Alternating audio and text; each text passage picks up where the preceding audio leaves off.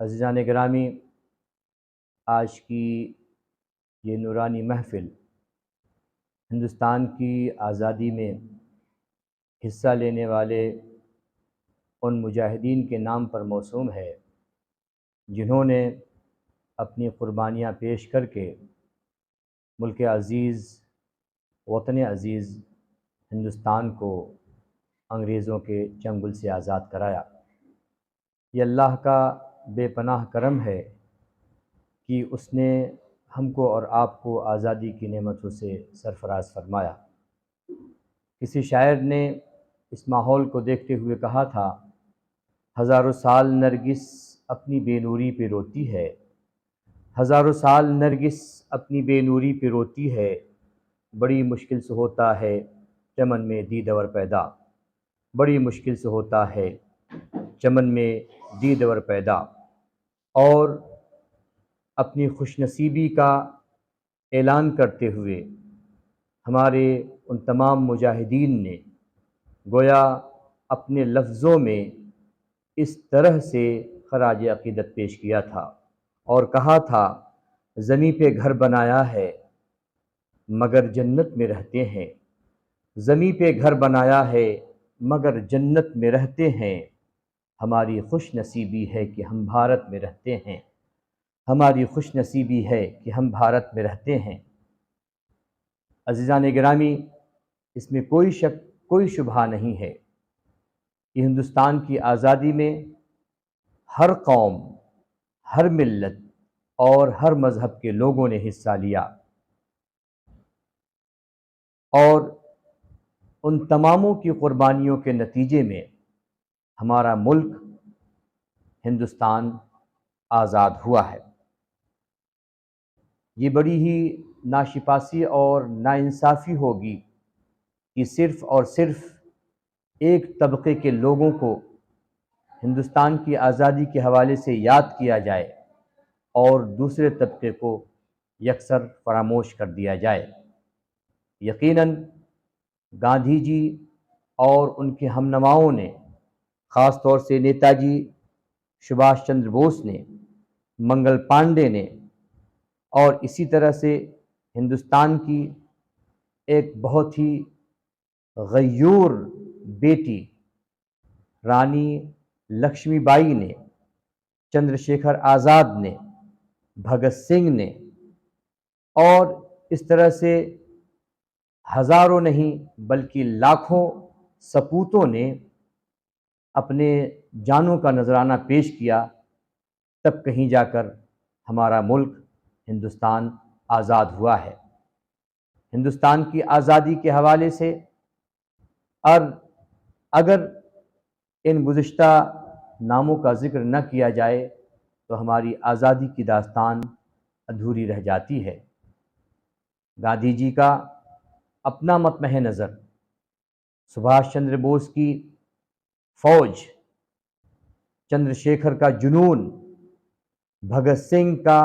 جذبہ، رانی لکشمی بائی کا حوصلہ، یہ ہمیں بتلاتا ہے کہ یہ آزادی ایسے ہی نہیں مل گئی، بلکہ آزادی میں انہوں نے نہ یہ کہ صرف اپنا خون دیا بلکہ اپنی جان کا نذرانہ پیش کیا، تب جا کر کہیں ہمارا ملک بھارت آزاد ہوا ہے۔ لیکن یہ حقیقت بھی ذہن نشین رہے کہ جس طرح سے اول الذکر فریڈم فائٹرز کا ہندوستان کی آزادی میں حصہ رہا، اسی طرح سے ہندوستان کی آزادی میں اس سے کہیں بڑھ کر حصہ ہمارے علماء کرام کا، اسلاف کرام کا اور علماء ملت اسلامیہ کا رہا ہے۔ یاد کریں، کیا ہندوستان کی آزادی میں شیر میسور ٹیپو سلطان کا ذکر نہیں ہے؟ کیا ان کے والد بزرگوار حضرت حیدر علی شاہ کا ذکر نہیں ہے؟ بلکہ تاریخ گواہ ہے کہ جب آزادی کی تاریخ لکھی جائے، اور جب بھی لکھی جائے گی، تو شیر میسور حضرت ٹیپو سلطان کا نام جلی حرفوں میں گولڈن ورڈز کے ساتھ لکھا جانا ضروری ہے۔ تاریخ بتلاتی ہے کہ دنیا کا سب سے پہلا وہ فرد جس نے راکٹ کو ایجاد میں لایا وہ کوئی اور نہیں تھا، وہ شیر منصور حضرت ٹیپو سلطان کی ذات تھی، جنہوں نے ہندوستان کے طول و عرض میں گھوم کر ہندوستان کی آزادی کا بگل بجایا، اور حالت یہ ہو گئی کہ انگریزوں سے لڑائی کرتے کرتے وہ جام شہادت نوش کر گئے۔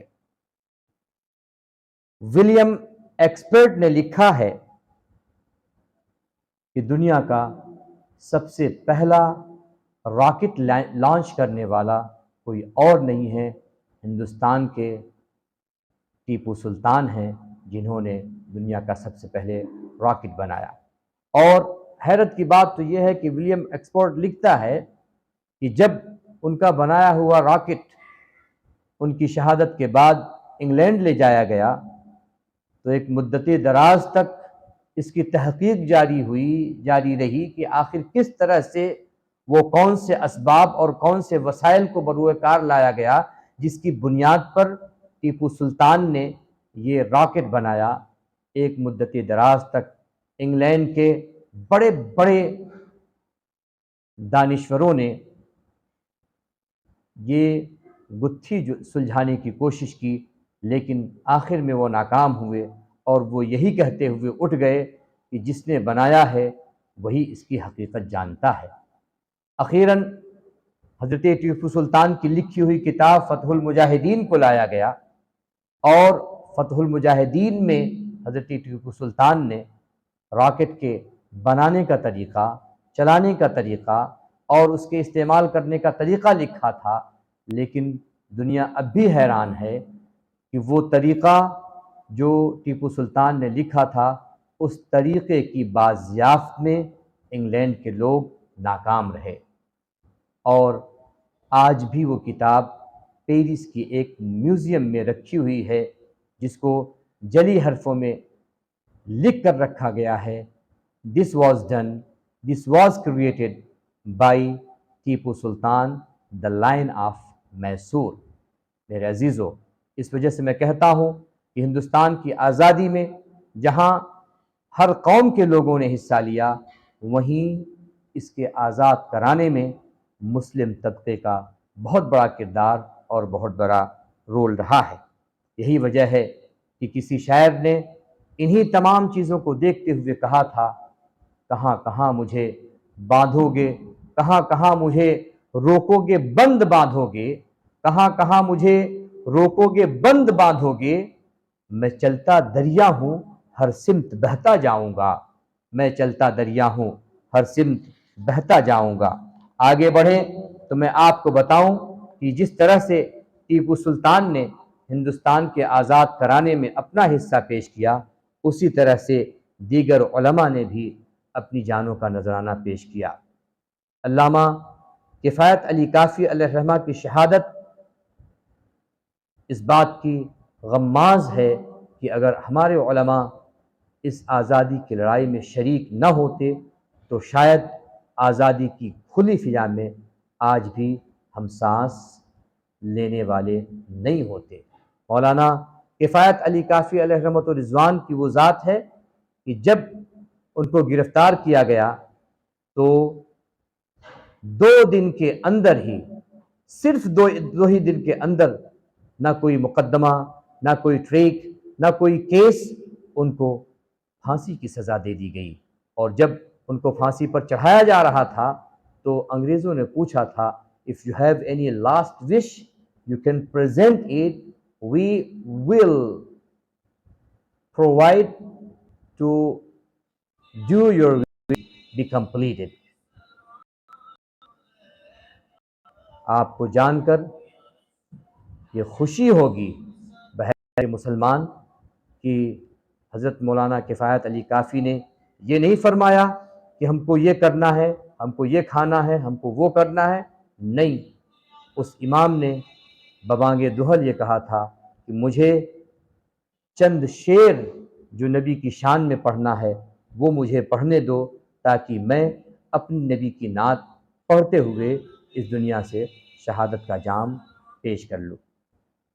اور علامہ کفایت علی کافی نے یہ شعر